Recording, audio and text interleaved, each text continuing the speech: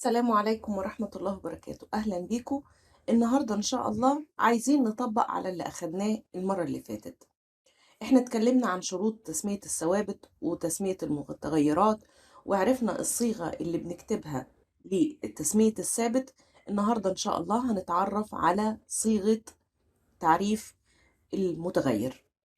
فالنهاردة بس عايزين نراجع في الأول الحاجات دي.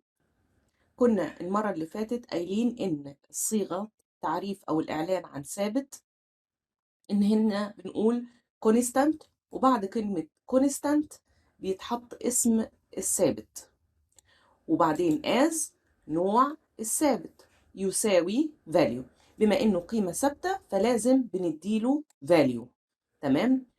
يبقى هنكتبها كده بالشكل ده واعتبرها معادلة هنعوض فيها constant بالشكل ده،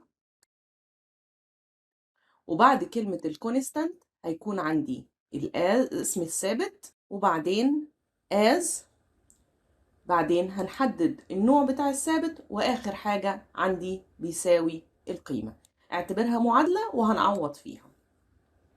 هنيجي هنا عندي جربناها المرة اللي فاتت وقلنا إن عندي ثابت هنعلن عنه وأطلقنا عليه اسم C_name، وعرفنا ان C_name هو as string، وادينا له قيمة اللي هي جمهورية مصر العربية، وقلنا اي تكست عايز اظهره بيتحط ما بين علامات التنصيص اللي هي بالشكل ده. ليه قلنا string؟ ليه ما قلتش كاركتر؟ لان كاركتر عبارة عن حرف واحد، فاي تكست هنكتبه اكتر من حرف يبقى على طول نحطه string. طبعا احنا قلنا انواع البيانات عندي البيانات الحرفيه يا string يا كاركتر، فكاركتر حرف واحد، string مجموعه حروف او كلمات. طيب نيجي نكمل. دي كنا اعلنا فيها هنا عن ثابت اللي هو الباي، فقلنا ان قيمتها بتساوي ب 22/7 او 3.14. تمام. والكونستانت هنا هو الإعلان عن ثابت، قيمتها طبعا ثابتة، فأنا عندي هنا الكونستانت بتاعي سميته بي اي as اهي، نوعه سنجل. طب ليه سنجل؟ ليه لما جيت وقلت النوع بتاع البي اي قلت سنجل؟ هو أولا رقم مش صحيح، فمش هينفع ان انا احطه بايت، لان بايت من 0 ل 255 فقط، ولا شورت ولا انتجر اللي هو مش رقم صحيح، هو رقم عشري، فهنختار رقم من الارقام العشريه. ليه ما قلتش دبل؟ ليه ما قلت السنجل؟ ليه قلت سنجل؟ ليه ما قلتش ديسيمال؟ الديسيمال عدد خاناته اكتر من ال 26 رقم، فرقم كبير. المبرمج او اللي بيعمل كود البرنامج بيبقى دايما بخيل، لازم يكتب على قد الحاجه، ما حجزش مكان كبير في الذاكره انا مش هستغله، فلازم يبقى الحاجة على القد. فهنا السنجل هي المساحة المناسبة للقيمة بتاعة ال 22/7 أو ال 3.14، مش مساحة أكبر من اللازم، فمش عشان كده أنا ما اخترتش الديسيمال. الديسيمال للأرقام العشرية اللي هي عدد خاناتها بعد العلامة العشرية أو قبل العلامة العشرية كلها تقريبا 26 رقم، فأنا ما حجزش مساحة أنا مش هستغلها. تمام؟ طيب واتكلمنا عن اللي هي الكونستانت بيرث ديت، دي اعلنا عن تاريخ، والتاريخ ده قيمته كانت ثابته، وعرفنا ان التاريخ بيتحط او الوقت بيتحط ما بين علامتين الشباك. دي بقى الصيغه بتاعه الاعلان عن متغير، والاعلان عن متغير بنقوله بكلمه دم، وعلشان كده احنا قلنا ان الشروط بتاعه تسميه المتغيرات او الثوابت ان ما يكونش فيه كلمه دم، لان دي كلمه موجوده من ضمن الكلمات بتاعه لغه اللي هي البرنامج الفيجوال بيزك، محجوزه في للبرنامج، فعلشان كده ما اقدرش استخدمها لا دم ولا سنجل ولا از ولا اي كلمه تانية من الكلمات اللي احنا بنستخدمها. فالاعلان عن متغير هو عباره عن دم، وبعديها بحط اسم المتغير as النوع بتاعه وبس. طب ليه ما حطيتلوش قيمة؟ لأن هو متغير. أما في الثابت أنا كتبت يساوي واديت له قيمة. تمام؟ يبقى هو ده الفرق الوحيد ما بين الإعلان عن ثابت والإعلان عن متغير. الإعلان عن ثابت كونستانت، الإعلان عن متغير دم، بعديها اسم الثابت اسم المتغير. as زيها هنا as النوع، وهو بنحط النوع. في حالة إن أنا بعلن عن اسم أو عن كلمة بتاخد قيمة فارغة كديفولت في الأول. في حالة إن أنا بعلن عن متغير رقم فبياخد القيمة بتساوي 0. طبعا أنا مش كاتباها، بس هي كبداية بيديها لي الكمبيوتر إن هي ب0. تعالوا بقى نشوف الجدول ده ونعمل مع بعض، نحدد سوا نوع البيان واسم المتغير أو الثابت بتاعي. فلو بقول اسم الطالب، اسم الطالب ده نوع البيان هيكون إيه؟ طبعا ده كلمة، فهل يا ترى هاخد الكلمة دي اهو، نيجي هنا بيان رقمي ولا بيان حرفي ولا متنوع؟ مظبوط، حرفي. طيب يا ترى كاركتر ولا سترينج؟ ها، اللي فاكر واخد باله اول ما جيت وبدأت الشرح قلت ايه؟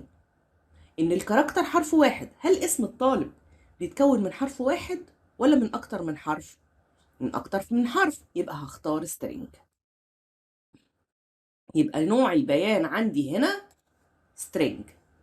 طيب اسم رقم التليفون، رقم التليفون يا ترى هنخليه رقمي، رقم، ولا بيان حرفي، ولا متنوع؟ ليه اختار مثلا رقم؟ اولا مش هنختار رقم. يا ترى ليه؟ لان رقم التليفون انا لا هجمع عليه ولا هطرح منه، مش هعمل عليه عملية حسابية. تمام؟ بالاضافة الى ان انا لو جيت ادخل رقم تليفون هنكتب 010 مثلا، فقيمة الزيرو على الشمال ملهاش قيمة فهيلغيها، فهتلاقيه كاتب لي بديلي من 10، مش هيكتب لي الصفر. فهنا السترنج الرقم التليفون هنختاره انه بيان حرفي ونوعه سترنج لسببين. قلنا اول حاجة ان الارقام من على الشمال هيتجاهلها، والحاجة التانية ان انا مش هجري عليها عملية حسابية. يبقى النوع هنا هيكون سترينج. تاريخ الميلاد، يا ترى النوع هنا هيكون ايه؟ رقمي ولا حرفي ولا متنوع؟ مظبوط، متنوع، اللي هو ديت. طب النوع، يلا احنا بقى شاطرين والمفروض ان احنا استوعبنا، بدأنا نستوعب. النوع هيكون حرفي ولا رقمي ولا متنوع؟ هيكون متنوع. لإيه؟ بولن، يا إما ذكر يا إما أنثى، فبولن. رقم الجلوس، نفكر شوية. يا ترى رقم الجلوس ده رقم هجري عليه عملية حسابية؟ لا، يبقى على طول هقول إن هو string. درجة الامتحان رقم ولا بيان حرفي؟ أكيد هيبقى رقم. ليه؟ لأن أنا هجري عليه عملية حسابية، فهنختار ديسيمال. ليه ما اخترتش سنجل؟ ليه اخترت ديسيمال؟ لأن احنا قلنا الديسيمال ليه 26 خانة، في حين إن السنجل مجرد 3 أو 4 خانات.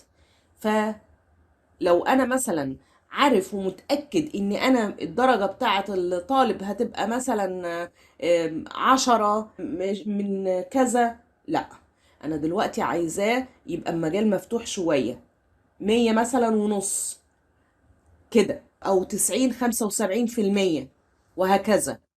يبقى دي درجة الامتحان عملتها ديسيمال علشان أوسع على برنامج إن هو يرصد الدرجات مظبوطة. نص القطر الدايرة ده بيان حرفي ولا رقمي، اللي هي مقصود بيها اللي هي علامة الباي. نص قطر الدايرة هيبقى سنجل، إن هي الرقم بتاع الباي، وعارفة إن هي قيمتها 22/7. طب درجة الحرارة بيان حرفي ولا رقمي؟ أكيد رقمي، علشان كده هنختار سنجل، مش هختار ديسيمال. ليه؟ لأن درجة الحرارة مش بالألوفات، فمش هحجز مساحة كبيرة زي ما اتفقنا. سرعة الصوت، سرعة الصوت دي سرعة ثابتة، ها؟ فهنبقى ايه؟ مظبوط، سنجل. وطبعا انا عارفة ان هي قيمتها مش كبيرة، فمش هحجز الديسيمال ليها. نيجي بقى ندي اسماء للحاجات دي. يا ترى اسم الطالب، احنا قلنا شروط التسمية بتاعت الملفات، خلينا نراجعها الاول قبل ما نبتدي. شروط تسمية الملفات إن عندي اسم المتغير يبتدي بحرف أو بعلامة الأندرسكور، ما يكونش بيحتوي على أي علامة من العلامات دي، وما استخدمش حاجة من الكلمات دي. حلو الكلام؟ ولازم كمان ما تنساش إن يكون ليها زي إشارة إن مثلا حاجة بتعبر عنها. فما يجيش مثلا هنا اسم الطالب أقوم أسميه الاسم، اطلق عليه اسم محمد، لا ما ينفعش، لازم اديله اسم يكون بيدل عليه. فنيجي هنا انا هسميه مثلا student او st underscore name. تعالوا نشوف كده بالشكل ده. في اي هنا مشكلة؟ طب لو جيت يا ترى وعملت علامة استفهام، ينفع اسميها كده؟ لا طبعا، احنا قلنا ما ينفعش. ينفع اسميها them student او as name. يعني جيت قلت ايه، هسميها as name؟ ما ينفعش. ليه؟ لان احنا قلنا كلمة الاز محجوزة، ولا دم ولا سنجل، يبقى احنا نخليها student name. رقم التليفون، يلا بينا. ليه اخترت طبعا student؟ لو جيت مثلا انا بعلن عن موظفين او اسم الموظف، يبقى ما اقولش student name، ما هو لازم افكر اسميها employee name او em name. تمام؟ قلنا ان احنا نعملها بحاجة تدل عليها، فهنقول فون مثلا، وعلشان هي طلاب يبقى student، ماشي، فون. تاريخ الميلاد هتبقى student birthday، مظبوط. طب النوع student gender، ماشي. فاحنا برضو كلها نخليها شبه بعضيها لما نيجي نكتب كود مع بعض، علشان اللي بيجي حد يفتح البرنامج او يشوف البرنامج يقول اه الراجل اللي عامل الشغل ده واحد بيفهم، وسهل عليه يستوعب انت كاتب ايه. رقم الجلوس هنقول student number، تمام. درجة الامتحان student score. نص القطر احنا قلناها قبل كده، سميناها باي. درجة الحرارة سميناها ايه؟ درجة الحرارة نفكر كده، temperature، حاجة بتدل عليها. سرعة الصوت مثلا اسميها speed. حلو، يلا بقى نعلن عن الحاجات دي، ناخدها واحدة واحدة. يا ترى اسم الطالب هنا عندي، اسم الطالب ده ثابت ولا متغير؟ فكروا، هل كل الطلاب اسمهم محمد او كل الطلاب اسمهم احمد؟ لا، اسم الطالب بيبقى متغير مش ثابت. فالاعلان عن متغير بنعلن عنه بايه؟ بدم. بصوا بقى فايدة الجدول ده، احنا فاكرين الصيغة بتاعتي اهي، دم وبعدين اسمه وبعدين نوع. اسمه ايه؟ اسمه student name. نوعه ايه؟ string. يبقى هكتب هنا على طول اهي student name وبعد كده as string. شايفين بقى الموضوع سهل ازاي؟ كتبتها على طول. اللي بعده، سمعنا. رقم التليفون ثابت ولا متغير؟ اكيد متغير، يبقى دم بعدين student phone as string. مظبوط، them و student phone as string. اللي بعده تاريخ الميلاد ثابت ولا متغير؟ أكيد مش كلهم مولودين في نفس اليوم، فهيبقى متغير. يبقى هنعلن عن متغير إزاي؟ بدم. مظبوط، دم. وبعدين اسم المتغير بتاعي إيه؟ student birthday as. النوع بتاع البيان عندي هنا إيه؟ date. النوع ثابت ولا متغير؟ في بنات وفي ولاد، فهيبقى متغير اسمه student gender. النوع بولين. رقم الجلوس برضو متغير، هيبقى دم. المفروض ان احنا خلاص بقى دلوقتي احنا تمكنا من الموضوع واستوعبناه. دم student number as string. درجة الامتحان دم student score as decimal. نص قطر الدايرة ثابت ولا متغير؟ ثابت، ان هي constant bi as single equal 3.14. اللي بعدها درجة الحرارة أكيد هي مش ثابتة، هتبقى دم واسمها temperature ونوعها single. سرعة الصوت ثابت ولا متغير؟ ثابت، يبقى constant. const speed as single وقيمتها بتساوي، ما تنساش الفرق ما بين الدم والكونستانت في الإعلان عن الثابت والمتغير إن في كلمة يساوي وبتحط القيمة. طيب، وبما إننا قلنا إن مبرمج الكمبيوتر بيكون بخيل جدا، فلازم إن أنا أوفر في المساحة. بص هنا هتلاقيني كاتبة كام سطر؟ واحد. خلينا سيبنا من الكونستانت الجزء ده، وخلينا نشوف الجزء بتاع برنامج ان احنا نعمل حاجة شبه دي اللي هي خاصة بالطالب. تمام؟ فعلشان اوفر على نفسي بدل ما اكتب اكتر من سطر، فاحنا ممكن ان احنا بطريقة سهلة جدا اعلن عن كذا متغير بنفس النوع اللي هم سترينج. انا جمعت اللي هو السترينج باللون الاخضر، تمام، والبيانات المختلفة باللون الأحمر. تعالوا نبص كده. فأنا ممكن أعمل إيه؟ هكتب دم مرة واحدة. شايف؟ كتبتها مرة واحدة وعملت إيه؟ خدت student name أهي وفاصلة، student phone وفاصلة، student number وفاصلة، وكلهم بينهم as، وأعلنت إن دول كلهم نوعهم string. بنفس الطريقة الأنواع المختلفة هقول دم مرة واحدة، وهقول student name student birthday as date فاصلة، student gender as boolean فاصلة، student score as decimal.